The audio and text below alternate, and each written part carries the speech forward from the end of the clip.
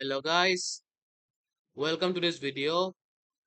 इस वीडियो के अंदर मैं आज कराने जा रहा हूँ नेक्स्ट चैप्टर, चैप्टर 4, जो कि है लॉज ऑफ मोशन। जो कि आज मैं फिजिक्स कराने जा रहा हूँ, चैप्टर 4 कराने जा रहा हूँ, laws of motion. So I hope आप सभी ने सेकेंड चैप्टर और थर्ड चैप्टर तो पढ़ा होगा फिजिक्स में, जो कि है motion in a straight line और मोशन इन ए प्लेन। फिर से सेकेंड और थर्ड चैप्टर को अच्छे से पढ़ लेना, क्योंकि ये तीनों चैप्टर आपस में कनेक्टेड है। अगर सेकेंड और थर्ड चैप्टर आपने पढ़ लिया अच्छे से, तो ये फोर्थ चैप्टर करने में आसानी लगेगा। तो शुरू हो जाते हैं। Laws of motion, Newton's first law. It states that every body continues in a state of rest or of uniform motion in a straight line unless an external force acts on it. देखो, कोई भी body अगर idol rest में रहता है, अगर idol rest में रहता है नहीं तो मोशन में रहता है, जब तक उसे कोई फोर्स नहीं लगाएंगे तब तक वो एक ही स्टेट में रहेगा, आइडर रेस्ट में रहेगा, आइडर वो फोर्स में रहेगा। तो उससे कहते हैं न्यूटन्स फर्स्ट लॉ। इसे लॉ ऑफ इनर्शिया भी कहते हैं। सो आता है न्यूटन सेकंड लॉ अभी। It states that the rate of change of momentum of an object is directly proportional to the external force applied on the body and the change takes place in the direction of the applied force. तो देखो, momentum क्या होता है? Proportional to the external force applied, directly proportional. P equal to M V, class 9 में पढ़ा था ना। P equal to M V, momentum is the product of mass and velocity. So क्या करते हैं? तो ये डेफिनेशन से क्लियर है। Rate of change of momentum of an object, dp by dt is the rate of change of momentum of an object directly proportional to the applied force। यहाँ पे applied force क्या है? F equal to dp by dt। P क्या है? mv। mv का value substitute करो यहाँ पे, dmv by dt। तो m कांस्टेंट है, वो बाहर आ जाएगा, m dv by dt। dv by dt क्या है? a। और अगर dx by dt होगा तो वो तो v है। तो मैंने बोला था ना, फिर चैप्टर 2 में पढ़ा था ना आप ये फॉर्मूला। तो इसलिए मैंने बोला था चैप्टर 2 और चैप्टर 3 अच्छे से पढ़ो, तब जाके चैप्टर 4 करने से आपको आसानी लगेगा। तो कॉमन मिल रहा है ना आपने, जो आपने चैप्टर 2 में पढ़ा था वो कॉमन मिल रहा है ना इस चैप्टर में, मैंने बोला ना। सो यहाँ पे फाइनली आ गया F equal to M A. ये भी आपने क्लास में पढ़ा, लेकिन इसका डेरिवेशन नहीं था क्लास 10 में, तो क्लास 11 में हुआ इसका डेरिवेशन। सो अभी आता है Newton third law. It states that for every action there is an equal and opposite reaction. F A B equal to force on A due to B, F B A equal to force on B due to A, F A B equal to minus F B A. देखो, दोनों आपस में equal and opposite है। ये बोल रहा है ना एक्शन रिएक्शन पेयर, ये एक्शन रिएक्शन पेयर के बारे में बोल रहा है। It states that for every action there is an equal and opposite reaction. अभी आता है momentum. There is a quantity of motion possessed by the body. It is a product of its mass and velocity. P equal to mv। तो इसका product of mass and velocity जो class में पढ़ा था ना आपने, तो वो सेम है। और इसका सेम यूनिट ध्यान रखना, केजी मीटर पर सेकेंड। मास क्या है? केजी। वेलोसिटी क्या है? मीटर पर सेकेंड, केजी मीटर पर second. Impulse, it is a product of average force and the time for which the force acts on the body. ये क्या हो गया मुझे पता नहीं, अचानक से कुछ ये हो गया, चलो इसे इग्नोर कर लेते हैं। अभी आता है important question. Define the term inertia, what are the types of inertia, give an example of it. Inertia क्या होता है? An object that tends to remain in either one of the state rest motion is known as inertia since an object does not change its state unless in comes in contact with an external force. तो यही same अपने मैंने discuss किया था। तो यही same definition मैंने discuss किया था न्यूटन्स फर्स्ट लॉ में। यही सेम मैंने न्यूटन्स फर्स्ट लॉ में डिस्कस किया था, जो अभी मैंने इस वीडियो में पढ़ाया था। सो टाइप्स ऑफ इनर्शिया क्या है? Inertia of rest, inertia of motion, inertia of direction. Examples for inertia of rest: the position of the tree at one fixed position, no movement of leaves। देखो, tree अगर एक ही position में है और उसका कोई मूवमेंट नहीं है, तो वो है इनर्शिया ऑफ रेस्ट। तो जिसमें वो रेस्ट में रहना चाहिए, no movement of leaves. Leave तो मूव नहीं कर रहा है, तो देख के ही पैटर्न देख के ही समझ सकते हो ट्री मूव नहीं कर रहा है, जब उसका लीफ मूव नहीं करता है। Examples for inertia of motion: a car keeps moving on moving unless the leg is remove from the accelerator control pad. Car तो चलाते हो आप, आपने कभी देखा कार चलाते हो, अगर लेग दबा के रहते हो, अगर लेग दबाते रहते हो एग्जाम एक्सेलरेटर में, एग्जाम नहीं हाँ एक्सेलरेटर में जब दबाते हो लेग को, तो कार तो चलते रहता है। और अगर लेग को रिमूव कर दोगे, लेग को हटाओगे वहां से, तो कार धीरे धीरे स्टॉप होगा। मतलब बिना ब्रेक के भी स्टॉप होना पॉसिबल है, ब्रेक लगाओगे तो कार जल्दी स्टॉप होगा। लेकिन अगर सपोज अगर लेग दबा के रह रहे हो एक्सेलेटर में, आपका लेग अगर एक्सेलेटर में है और अगर लेग को हटाया तो स्टॉप होगा, लेकिन टाइम लगेगा स्टॉप होने में। तो वही है इनर्शिया ऑफ मोशन। लेकिन यहाँ पे एक डिस्क्लेमर दिया है।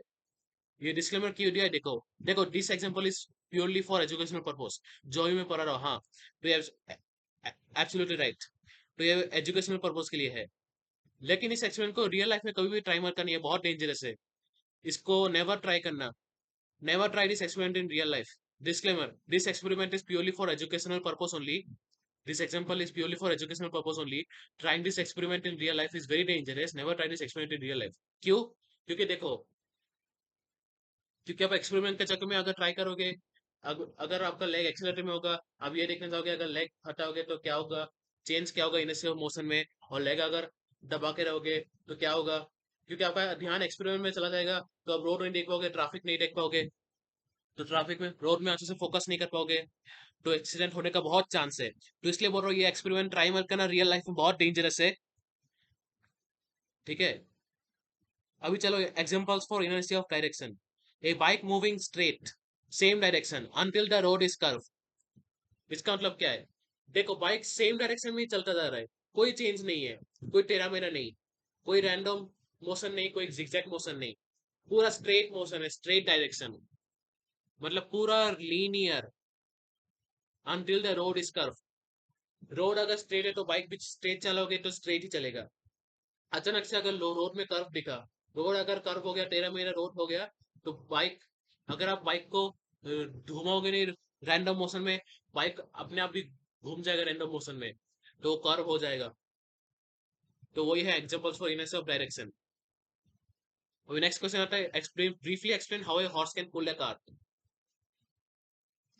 A horse can pull a cart since horse is a living being. Since it is a living being, it can apply force. देखो वो लिविंग बीइंग्स है तो क्या कर सकता है, वो फोर्स को अप्लाई कर सकता है। As it can apply force, so horse can pull a cart. Force apply करेगा तो ऑब्वियसली बात है कि horse can pull a cart. Absolutely right. ये अब लेकिन यहाँ पे डिफरेंस है। Pushing means applying force F. Pulling means applying force in opposite direction minus F. So a horse can pull a cart by applying minus F force. लेकिन यहाँ पे एक एग्जाम ट्रैप है जो एग्जामिनर हमेशा पूछता है। This is the kind of exam trap where student get confuse between force applied by push and force applied by pull. The trap here is a sign convention as most student commonly make mistake in sign convention. देखो mistake मत करना, अगर pushing होगा तो applying force in F direction, pushing pushing मतलब applying force in F direction, pulling मतलब applying force in opposite direction, मतलब applying force in minus F direction. So अभी आता है बहुत इंपॉर्टेंट टॉपिक्स, अभी जो डिस्कस करने जा रहा हूँ, बहुत ध्यान से सुनना, इंपॉर्टेंट टॉपिक्स है। apparent weight of a body in a lift, when lift moves upward with a uniform acceleration, uniform acceleration से ऊपर उठता है, apparent weight of the body in the lift increases। अगर लिफ्ट ऊपर उठता है तो apparent weight भी इंक्रीज होता है अपवर्ड यूनिफॉर्म एक्सेलरेशन के साथ। R minus M G equal to M A, तो इसको क्या करो, इसको यहाँ पे लेके जाओ, एम जी को M G plus M A, तो एम को कॉमन ले लो, M into G plus A, तो आ गया R equal to M into G plus A equation. ये डायग्राम देख सकते हो यहाँ पे, when lift moves up downwards with acceleration a, the apparent weight of the body with in the lift decreases। अगर नीचे एक्सेलरेशन के साथ लिफ्ट अगर नीचे मूव करता है तो लिफ्ट का apparent weight of the body in the lift decrease होता है। M G minus R equal to M A, यहाँ पे क्या आर माइनस एम जी, लेकिन यहाँ पे उल्टा है, M G minus R equal to M A. इसको क्या है, ये है, ये क्या है, ये है हाँ ठीक ही बोल रहा हूँ, M G minus R equal to M A. तो इसको क्या करोगे, पहले इसको यहाँ पे लेके आओ, M G minus M A, और आर को इधर लेके आओ, R equal to M G minus M A, M कौन ले लो, M to G minus A. तो आर निकला, R equal to M minus, नहीं आर इक्वल टू निकला, R equal to M into G minus A. when a lift is at rest or moves with uniform velocity a equal to 0, तो इस case में acceleration 0 है, the apparent weight of the body is equal to its true weight, apparent weight भी equal है, true weight भी equal है, तो R equal to M G आ जाएगा। देखो यहाँ पे क्या करोगे, जी को 0 डाला, जी 0 नहीं है, ए 0 है, तो एम जी हो जाएगा, R equal to M G. यहाँ पे भी सेम, अगर ए 0 है तो G, R equal to M G. when lift falls fully the apparent weight of the body the lift becomes 0 equal to g, तो ए हो जाएगा जी के इक्वल, तो 0 हो जाएगा, आर इक्वल टू 0, क्योंकि क्या है यहाँ पे देखो, अगर ए और जी दोनों इक्वल है तो, नहीं रोको, यहाँ पे अगर ए और जी इक्वल है, ए इक्वल टू जी, तो कोई भी एक वैल्यू डाल दो, ए और जी इक्वल है तो यहाँ पे ए है, तो जी भी ए हो जाएगा, A plus A, R equal to M two M A, M A, यहाँ पे ए प्लस ए टू ए हो जाएगा, तो R equal to two M A. लेकिन यहाँ पे, और अगर ऐसा भी हो सकता है, जी प्लस जी भी हो सकता है, R equal to M into G plus G equal to two G, R equal to two M G. लेकिन यहाँ पे R equal to M into G minus A, तो ए का वैल्यू भी जी हो जाएगा, जीरो हो जाएगा, आर इक्वल टू जीरो। नहीं तो ऐसे भी हो सकता है, R equal to A minus G minus A, R equal to M, यहाँ पे R equal to M into G minus A, G minus A हो जाएगा A minus A equal to zero, तो आर इक्वल टू जीरो हो जाएगा। तो यही बात है। अभी आता है law of conservation of linear momentum. In the absence of any external force, vector sum of the linear momentum of a system of particles remains constant, और m हाँ सही है। when two bodies collide, ये अच्छे से याद रखना formula, ये चैप्टर 5 में भी काम आने वाला है। जब मैं चैप्टर 5 पढ़ाऊंगा, work energy and power class 11 का चैप्टर 5 में जब पढ़ाऊंगा फिजिक्स में, तो वो चैप्टर 5 में भी काम आने वाला है। ये फॉर्मूला अच्छे से याद कर लेना है। when two bodies collide, total momentum before collision equal to total momentum after collision, m1 u1 plus m2 u2 equal to m1 v1 plus m2 v2. When a bullet of mass m is fired with velocity v from a gun of mass m, the gun equals to velocity v. यहाँ पे confuse मत होना, मास का M और capital M दोनों different है। Bullet of mass M, bullet का mass है स्मॉल एम, गन का मास है कैपिटल एम, रिकॉइल वेलोसिटी है कैपिटल बी, और फायरिंग का वेलोसिटी है small V. Momentum of gun equal to minus momentum of bullet, M V equal to minus M V, recoil velocity of gun V equal to minus M V by M. यहाँ पे minus sign देना मैंने भूल गया, कोई बात नहीं, लेकिन याद रखना माइनस साइन देना पड़ेगा आपको। गलती तो होता है मुझसे बीच में, लेकिन कोई बात नहीं, ध्यान रखना गलती मत करना। Rocket propulsion, it is an example of momentum conservation in which the last backward forward momentum of the ejected gas in person equal to forward momentum of the rocket, momentum to the rocket. Due to the decreasing mass of the rocket fuel system, the acceleration of rocket keeps increasing. Let u equal to velocity of exhaust gas, v naught v equal to initial velocity and velocity of the rocket at any instant t. M naught mi equal to initial mass of the rocket at any instant t and mass of empty rocket. dm by dt equal to rate of ejection of fuel. Thrust on rocket F equal to minus u dm by dt. Acceleration of rocket A equal to u by m naught minus d dm by dt, dm by dt. Velocity of rocket V equal to v naught plus u log e m naught by mt. Burnt out physical rocket V are equal to v naught plus u log e m naught by mr. तो इसको याद रखना, rocket propulsion फिर से एक बार देख लो, definition, formula, variable, ये सबसे डिफिकल्ट वाला है रॉकेट प्रोपल्सन। अभी आता है initial frame of reference and inertial frame of reference. An inertial frame of reference is one in which Newton's first law of motion holds good. हमने पढ़ा था law of inertia. All frames moving with an uniform motion related to inertial frames. Non-inertial frame of reference. A frame of reference which is accelerating with respect to an inertial frame of reference is called a non-inertial frame of reference. When Newton's first law of motion not holds good. In a non-inertial frame, the F equal to ma.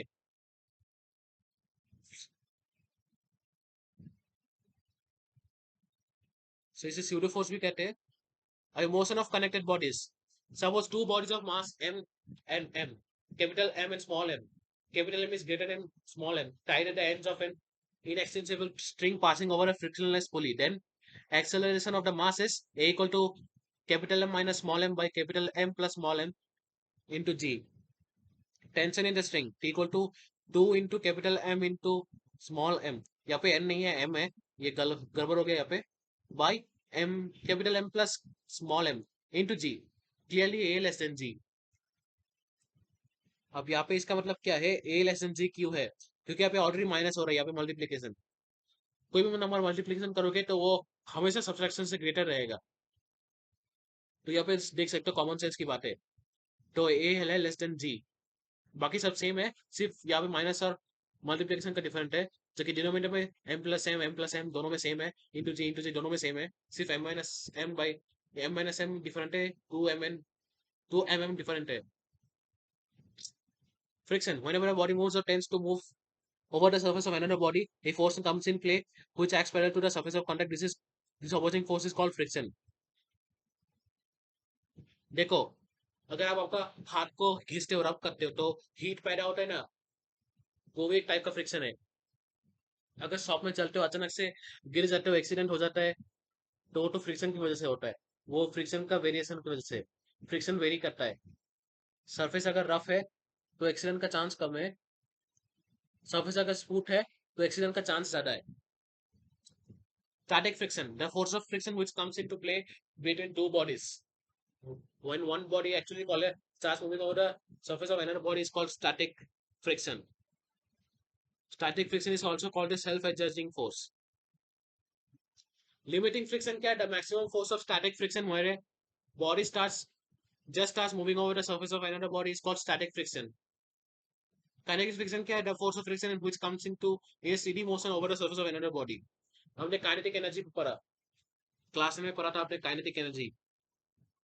Kinetic friction एक दूसरा topic है. Laws of limiting friction. The force of friction depends upon the force of limiting friction depends upon the nature of the two surfaces in contact and their state of roughness. The force of limiting friction acts tangentially to the two surfaces in contact and in a direction opposite to that of the applied force. Force of limiting friction may the force of limiting friction between any two surfaces is independent of the shape or area of the surfaces in contact so long as the normal reaction remains the same.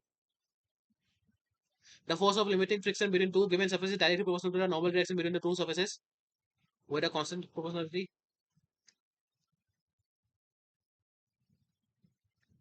हाँ, तो ये देखना ना, laws of limiting friction, इसको अच्छे से पढ़ना. Laws of limiting friction बहुत इंपॉर्टेंट है.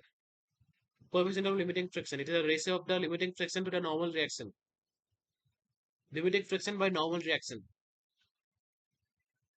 Angle of friction, it is the angle within which the incident plane makes when the incident plane of the limiting friction and normal reaction which makes with the normal reaction. If theta is the angle of friction, then tan theta equal to u, tan equal to mu s, mu f होगा. Angle of friction है ना. Angle of repose, this is a maximum, नहीं, it is a minimum angle that an inclined plane makes with the horizontal when a body placed on it just begins to slide down. If phi is the angle of repose, then tan phi equal to mu r, क्योंकि angle of repose है. Motion along a rough horizontal surface. If a body of mass m is moved over a rough horizontal surface to distance s, then force of friction F equal to mu r equal to mu mg. Retardation produced क्या है? A equal to I by m equal to mu g. Work done against friction W equal to F into S equal to mu mg s. Force equal to F into V equal to mu mg b. Motion along a rough inclined plane. When a body moves down an inclined plane with uniform velocity A equal to 0, the net downward force needed is F equal to mg sin theta minus F equal to mg sin theta minus u cos theta. Work done W equal to Fs equal to mg to sin theta minus mu cos theta s. When a body moves up an inclined plane with uniform velocity A equal to 0, net upward force needed is F equal to mg sin theta plus F equal to mg into sin theta plus mu cos theta. Work done W equal to Fs equal to mg sin theta plus mu cos theta S. When a body moves up an inclined plane with acceleration a greater than equal to 0, net upward force it is F equal to m a plus mg sin theta plus F equal to mg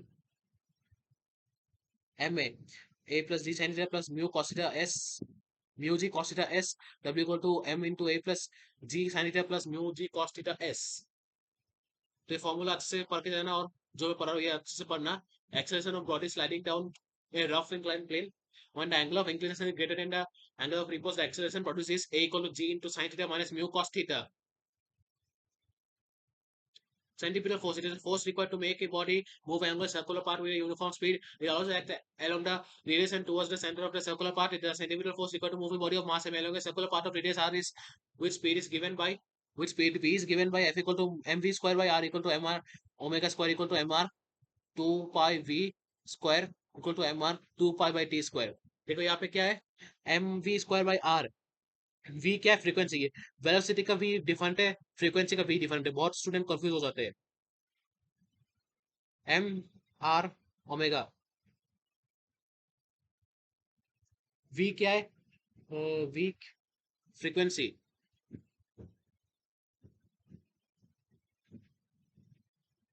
M R omega square.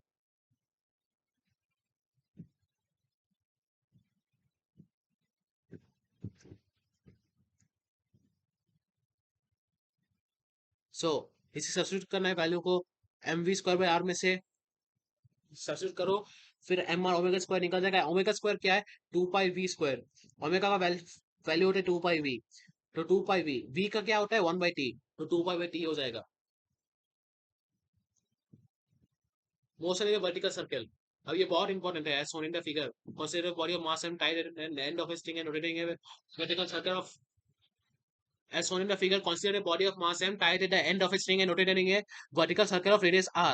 तो यहाँ पे h और h दिया हुआ है r minus h, h 0 0 नहीं o t v p m g l. तो ये सब, इसको डायग्राम को याद रखना. डायग्राम बहुत इंपॉर्टेंट है. यहाँ पे फॉर्मूला है, याद रखना. Velocity of any point p at a height h from the lowest point l. इसका फॉर्मूला बहुत इंपॉर्टेंट है. आप ये चाहे तो रट रट भी सकते हो इसे, लेकिन अच्छे से याद रखना है आपको इसे.